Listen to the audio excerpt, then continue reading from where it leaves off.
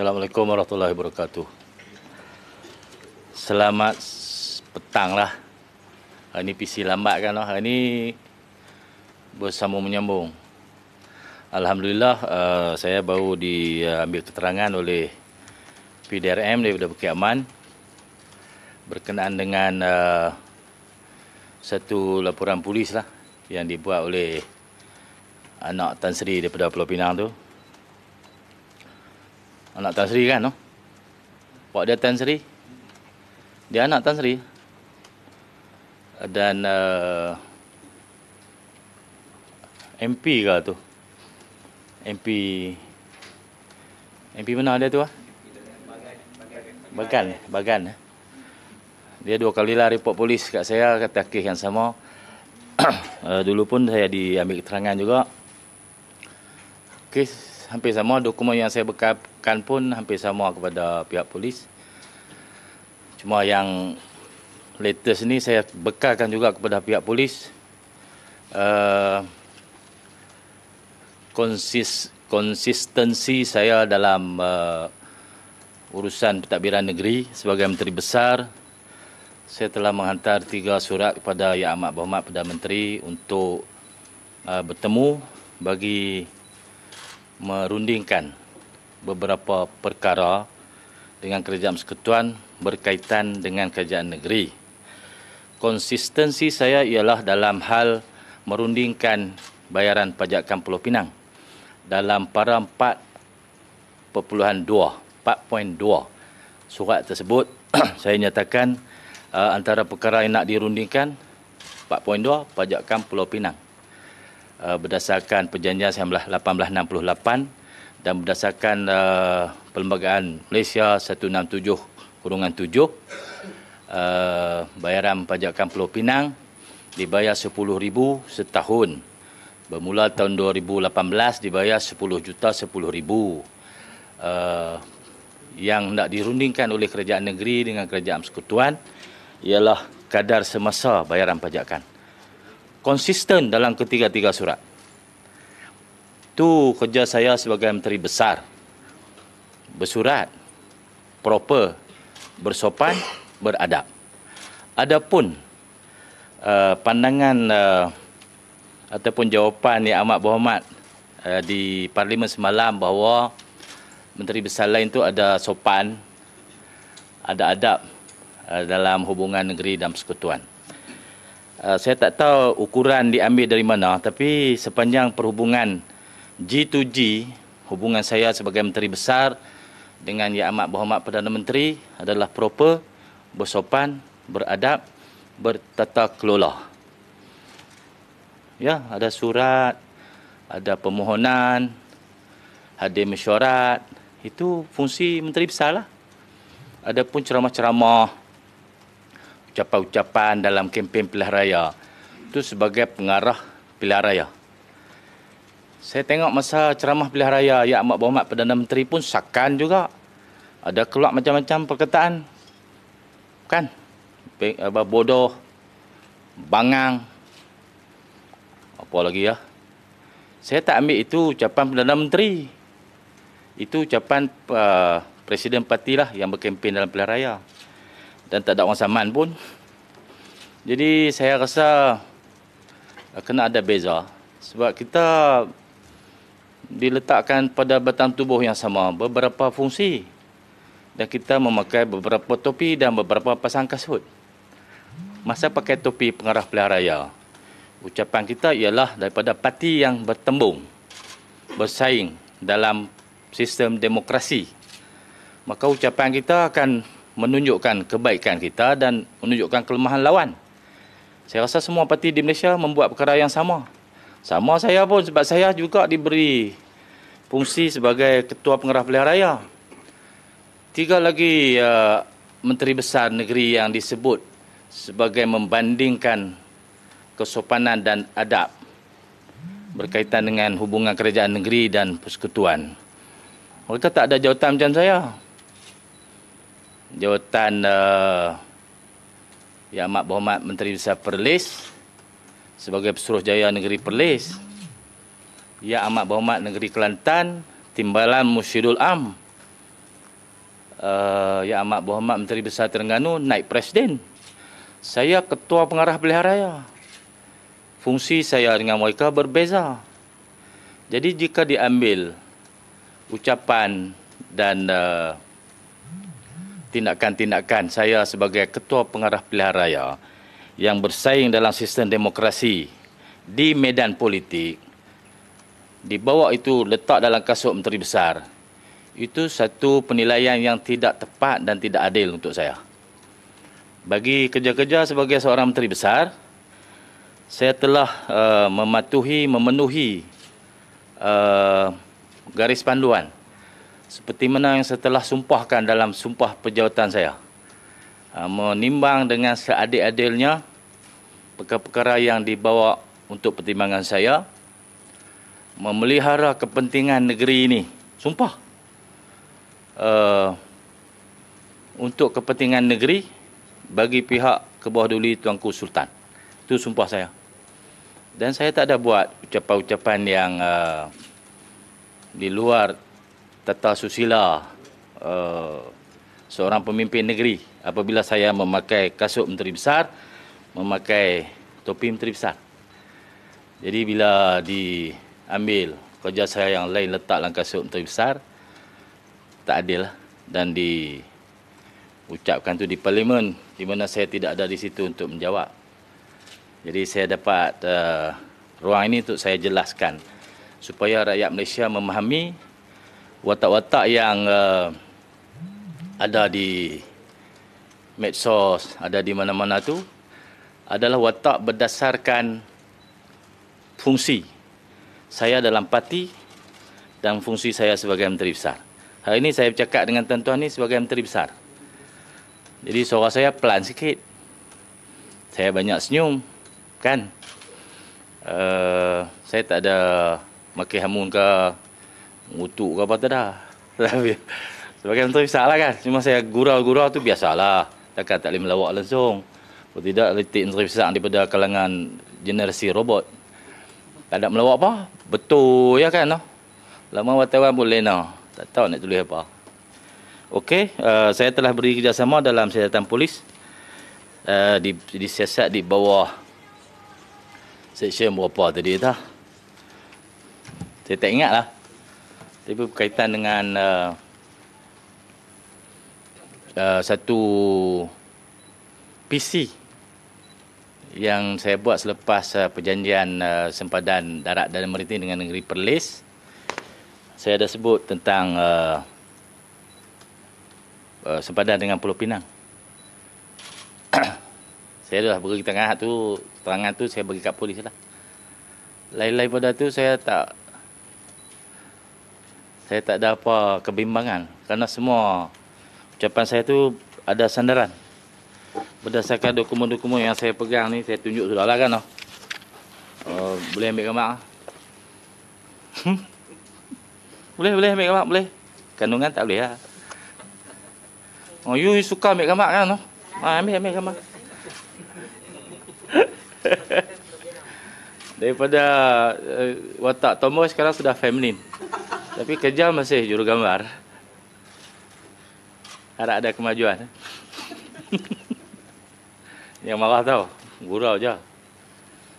Apa serius sangat ni?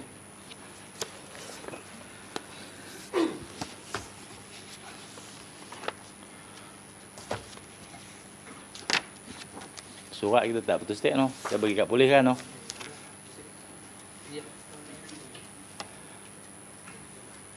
Surat kepada Perdana Menteri itu 3 kali tidak dilayan. Dia pun sebut di Parlimen pasal sebab dia tidak dilayan itulah.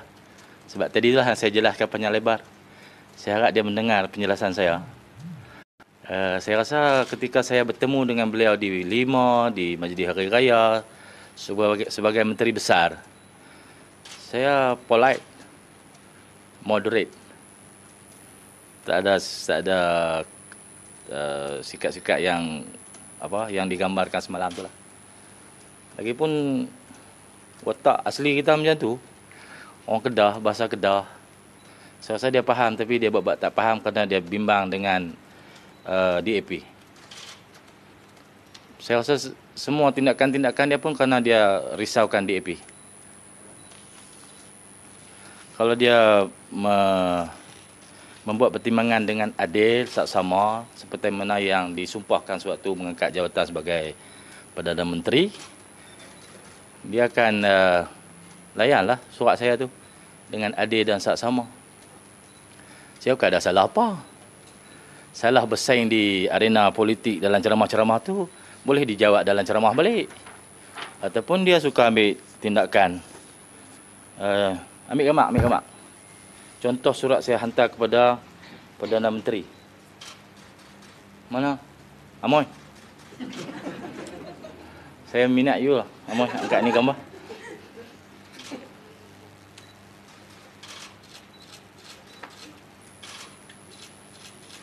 Sudah, saya nak tunjuk para 4.2.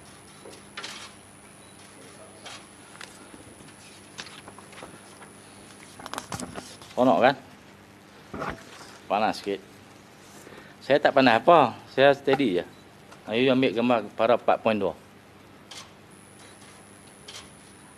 Hak saya cakap tadi sama. Sebiji-sebiji dalam surat. Sebab saya hafal surat ni. 3 kali tulis.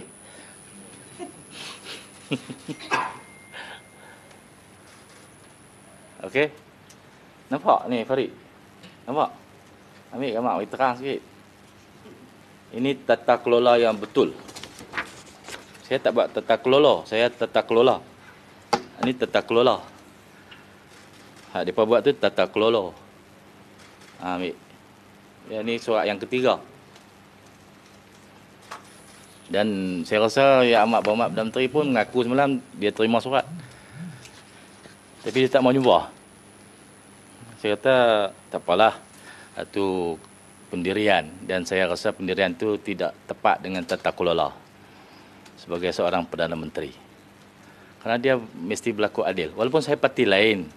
Dia parti lain. Tapi bila jadi Perdana Menteri, dia tidak mewakili parti dia. Dia adalah Perdana Menteri kepada seluruh rakyat Malaysia. Ya, he has to be fair. Yang kata kita aja, dia pun samalah. Dia tak bagi kita keluar daripada tata kelola, dia pun jangan keluarlah. Saya masih dengan penuh rasa hormat kepada Yang Amat Berhormat Perdana Menteri, berharap surat saya ni dilayan dengan adil. Ada orang duk kempen sekarang ni, kalih bagi sama. Supaya negeri dengan pusat sama, barulah berlaku keadilan. Saya rasa itu kempen yang songsang. Kempen yang songsang. Kerana hak rakyat untuk memilih dijamin oleh perlembagaan. Jadi rakyat dah pilih, kerajaan dah terbentuk, dia parti lain. Tapi bila datang kepada kerajaan negeri dan kerajaan persekutuan, dia mesti berlandaskan pada undang-undang. Undang-undang tidak pernah menyatakan hanya apabila parti di pusat dan negeri sama barulah proses keadilan boleh berlaku. Itu di luar batas undang-undang. Jadi tak payah dah kempen sampai tak peduli undang-undang. Dia kena adil kepada negeri Kedah walaupun Kedah ditadbir oleh parti yang tak sama dengan parti dia. Dan kempen untuk kalih bagi sama barulah keadilan, layanan yang sama rata dapat diberikan itu bertentangan dengan undang-undang. Itu saja PC pada petang ini. Terima kasih. Kalau ada soalan. What's next? Bila dah ada kenyataan dari Perdana Menteri Parlimen sendiri semalam. So, apa mungkin tindakan susulan dari kerajaan negeri memandangkan ada projek-projek berkepentingan rakyat? So, ya, saya akan terus. Saya akan surat kalau dia ketiga tak selesai, hantar surat 4. Ya, saya akan maklum kepada TV3. Surat yang keempat tu bila? Bila saya hantar, saya maklum. Maksudnya akan pada terus, media Prima. Akan terus mencuba untuk bertemu dengan PM.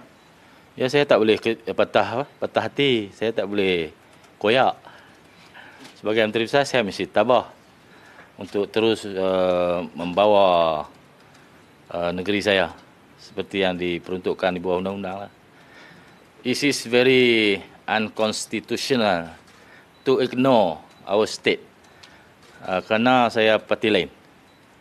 Tak boleh. Betul Datuk Seri, bila Datuk Seri memakai topi sebagai Ketua Pengarah Pilihan Raya dan berceramah kepada Datuk Seri, Ya. tidakkah Datuk Seri merasakan Datuk Seri berlebih-lebihan apabila bercakap tentang Tak ada, saya tak ada berlebih. Saya memang macam tu. Tak ada berlebihan, mungkin lebih berat badan sikit je lah.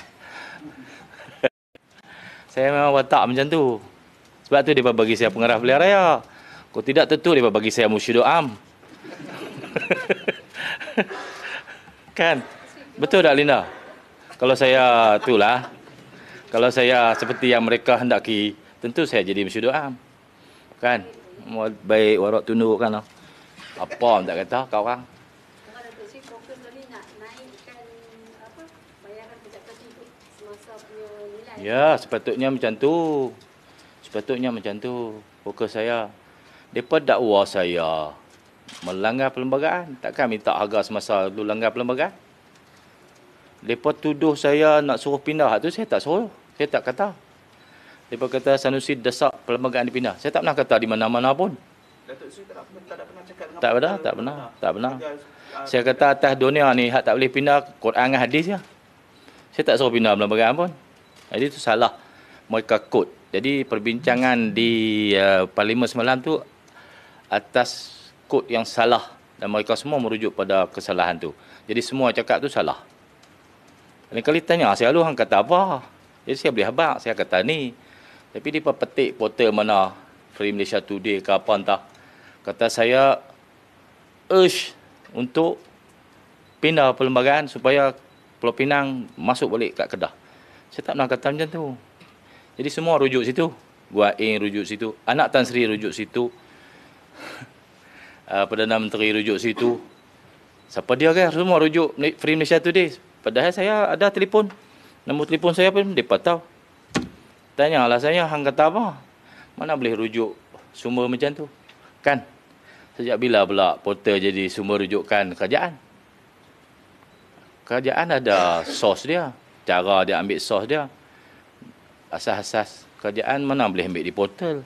Tanyalah saya. Saya boleh jawab apa? Telefon. WhatsApp jawab. Takkan jadi menteri, Perdana Menteri rujuk portal. Jawab soalan yang saya tak salah Perdana Menteri lah. Yang salah tu soalan tu. Soalan tu bekas Ketua Menteri Pulau Pinang, anak Tan Sri tu. Dia yang buat soalan tu. Soalan dia petik daripada portal. Yang mereka pilih yang buat apa? Tu. Datuk Seri, nilai yang nak dipertimbangkan tu, ada nilai spesifik yang dah ditentukan tu macam mana? Saya pernah cakap dengan Sinar Harian dulu 100 juta. Sebenarnya kalau nak nilai semasa, kena lantik Jabatan Penilaian dan Perkhidmatan Harta, pergi buat valuation, keluarkan satu nilai pajakan. Kalau pajak berapa? Itu nilai sebenar yang ni lah. Tapi saya 100 juta tu after discount. dokumen yang Datuk Seri kemukakan tadi apa dokumen tu? Dokumen pajakan lah. Bayaran-bayaran telah diterima berdasarkan pajakan tu lah. Agreement yang disign sebelum ni. Ya. Kalau saya nak cerita bab sentimentalnya Pulau Pinang kepada Kedah, khususnya kepada Kesultanan. Kesultanan Kedah ni lah satu-satunya kesultanan yang tidak pernah putus susu galurnya. 1000 tahun. Sultan Kedah, Duli Yang Maha Mulia Tuanku Sultan Al-Aminul Karim Sultan Salahuddin ni Sultan ke-29.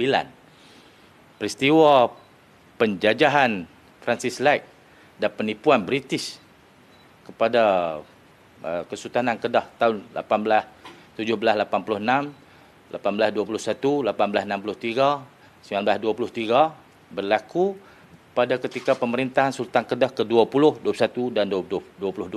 Tak jauh daripada kita. Kalau tengok apa yang British buat pada masa itu, sehingga mereka dapat ambil Pulau Pinang menjadi negeri selat. Saya rasa semua orang Kedah kalau baca cerita tu mereka akan menangis. Saya pun kalau baca balik, saya sebut kat tuan-tuan balik pun sebut juga sejarah derita yang terpaksa dilalui oleh rakyat Kedah dan Kesultanan Kedah akibat daripada Pulau Pinang. Daripada tahun 1786 sampai tahun 1821 apabila perang musuh bisik tercetus. Pada masa itu para pengkaji sejarah menganggarkan penduduk negeri Kedah berjumlah 60,000 orang. Selepas perjanjian Pulau Pinang, Inggeris pun mengaku kata dia nak tolong kita, lindung kita pada serangan Siam apa semua ni. Padahal Inggeris tak tolong, padahal dia tolong Siam pula, dibagi senjata. Penduduk Kedah selepas Perang Musuh Bisik tinggal 6,000. Hak lain tu dibunuh dengan kejam, disembelih, dibelah perut, kanak-kanak dihampuk ke pokok, dihimpun dalam perahu, dihanyut dan dibakar. Kejam. Dia tulis butchered. Butchered ni macam sembelih lah.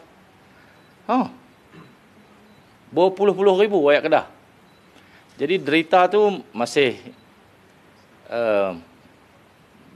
bernanah. Kalau disentuh masih berdarah. Tapi janganlah bermudah-mudahan sangat. Kedah pun ada sentimental dia dalam semua peristiwa sejarah tu. Takkan nak suruh kita lupa macam tu. Apa yang kekejaman, penipuan, penindasan, kezaliman hingga Sultan terpaksa tinggal di dalam perahu di Kuala Sungai Merbuk sampai tak boleh nak buat apa.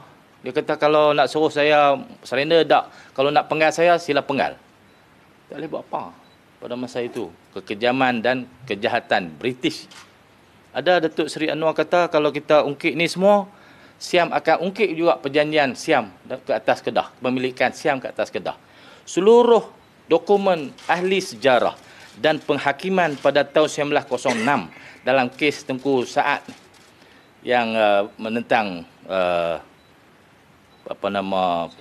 Siam dalam pendakwaan ke atas Tengku Saad kerana perangan Siam tu, dia dibicarakan 1906.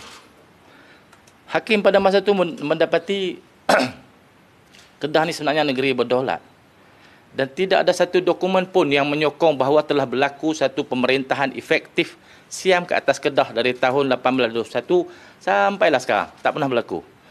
Pada waktu dikatakan Kedah dijajah oleh Siam tu pun, semua pentadbiran dilaksanakan oleh Sultan Kedah. Even surat putus kecil, sekarang ni orang panggil geran tanah. Surat putus kecil pun ditandatangani dan dikeluarkan oleh Kebawah Duli Tuanku Sultan. Kalau you yang jajah, Siam yang jajah, surat putus kecil mesti Siam sign pasal dia jajah kita. Tak pernah berlaku. Jadi dakwaan ada Ramasamy sebut. Ramasamy ni timbalan Ketua Menteri Pulau Pinang, dia kata Siam jajah Kedah. Patut Kedah Siam ambil balik Kedah. Tak pernah berlaku dan tidak ada sandaran sama sekali terhadap dokumen ataupun apa-apa perjanjian mengatakan Siam secara efektif telah menjajah dan memerintah dan memiliki negeri Kedah. Semua ada. Jadi siapa yang duk sandak kata Siam bisa merintah Kedah, Siam itu semua angan-angan fata morgana. Pasal hakikat yang berlaku berdasarkan dokumen sejarah dan kes-kes mahkamah pada waktu itu menafikan bahawa Kedah pernah dijajah oleh Siam. Dia kata banyak ufti. Cerita ufti ni macam ni. Pada zaman kerajaan Ayutthaya. Ayutthaya ni kerajaan Islam di Siam lah, di Thailand sekarang ni lah. Ayutthaya. Kerajaan besar. Kerajaan Ayutthaya ni sistem pemerintahan bergilir-gilir antara negeri-negeri Islam. Pada masa itu, dia bergilir menjadi sultan kerajaan Ayutthaya. Termasuk Kelantan, Terengganu, apa semua ni, menghantar bunga emas sebagai tanda persahabatan dengan kerajaan Ayutthaya. Kerajaan Ayutthaya pun bersahabat dengan kerajaan Champa. Kerajaan Champa ni pernah melahirkan ulama-ulama besar. Antara ulama besar daripada kerajaan Champa yang mengislamkan Sriwijaya adalah Sunan Ampel. Dia dari Champa. Kuburnya, pusarannya ada di Surabaya. Linda kalau nak pergi, sila pergi Surabaya, tengok makam Sunan Ampel. Itu dari Champa. Itu zaman tu, Ayutthaya adalah Islam sebelum diserang dan dimusnahkan dalam peperangan orang Thai daripada atas, daripada Sungai Kuning, turun serang kerajaan Ayutthaya, memusnahkan kerajaan Islam Ayutthaya. Jadilah, dia bukan Thai yang kulit macam saya ni. Thai kulit putih macam dia ni. Tahu? Dia ada Thai ada dua kan? Dia pergi tengok. Macam Taksin, putih. Dia Cina. Cina Thai. Thai macam saya ni tak. Itu Cina. Yang serang Kedah tu pun Cina tu. Ni apa Thai kulit putih tu. Daripada Sungai Kuning. Baca dokumen sejarah. Jadi kalau pembayaran ufti bunga emas kepada Ayutthaya itu tanda persahabatan. Bila orang pada Sungai Kuning ni menguasai Tai dan memusnahkan Ayutthaya, dia paksa bayaran bunga emas, dipaksa. Tapi tidak pernah berlaku kerajaan yang efektif. Untuk kuliah sejarah berikutnya, panggil saya pitang lain pula. Last, apa ada persepsi mengatakan bila dibangkitkan benda ni, ada persepsi mengatakan tindakan ini dibuat kerana Kedah mahu mengambil semula Pulau Pinang. Jadi apa penjelasan Datuk Seri Kedah? Ambil semula ni apa yang telah kita hilang. Bagi saya kita tak pernah hilang. Pasal tu dia banyak pajakan. Dia pajak. Benda tu hak dia ke hak saya? Dia pajak pada saya. Contoh. Ni saya kata saya langgar perlembagaan pula. Ini cuma nak jawab soalan. Kalau dia bayar pajakan kepada saya, tanah tu, hak dia ke hak saya? Kalau hak dia bayar apa? Jadi saya kata saya tak pernah hilang. Buat apa ambil balik? Saya ulang masa tu. Kan? Takkan hak tu langgar perlembagaan. Kalau melanggar perlembagaan adalah atas provokasi para wartawan semua. Yang berprovok lagi. Nak tuntut kembali Pulau Pinang, cuma nak nilai balik pajakan. Ya. Tuntut. Right? Kalau ni dengar Linda. Kalau daripada sekarang ini 100 tahun lagi atau 200 tahun lagi, bila anak-anak Kedah ni sudah cerdik, sudah pandai, sudah berani untuk bercakap tentang hak kita dan ditemui dokumen-dokumen, sandaran-sandaran yang menyokong apa-apa tindakan, pada masa itu keputusan akan dibuat pada masa itu. Waktu saya ni, tuntutan saya ialah bayar harga semasa. Jadi jangan assume saya kena buat apa di masa depan. Janganlah assume masa tu. Kita cross jambatan tu bila sampai situ, kita akan cross.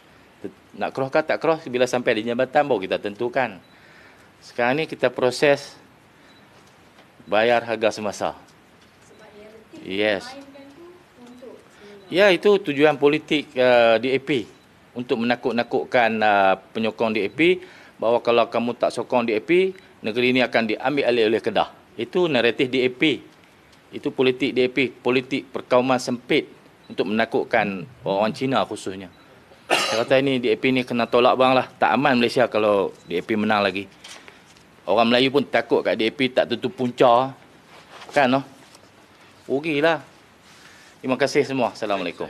berapa lama tu sih beri keterangan sejam. Hang lebih daripada polis lagi Linda. Semua nak tahu. Nak tahu lah betul. Tadi hang baru tunggu tadi hang tahu lah. Nak pukul berapa dah tahu. Saya mana dia duk cerita saya mana tahu ambil tukar masa pula. Kira-kira. Hang tunggu tadi dah berapa lama? Kami tunggu lama. Dah lah. 5 soalan je pun. Dalam setengah jam. 5 soalan je. Panggil lagi banyak. Saya bukan orang jahat tanya banyak-banyak. Saya diketahui oleh orang ramai bahawa orang baik. Jadi tanya sikit cukup lah. Tak boleh pun tak. Masa untuk statement tu pasal yang nak pindah perlembagaan tu ada tak? Tak ada lah. Tak ada kan? Sebab saya tak cakap benda tu. Ya. Jadi dia tak tanya benda hak saya tak cakap. Hak mereka cakap di parlimen, tuduh saya macam-macam. Pergi tanya mereka. Mereka yang kata, bukan saya kata. Pergi tanya Gua Eng, pasal apa hamba kata tu? Pasal apa dia tuduh saya kata? Saya tak kata benda hak dia kata, saya kata. Okey.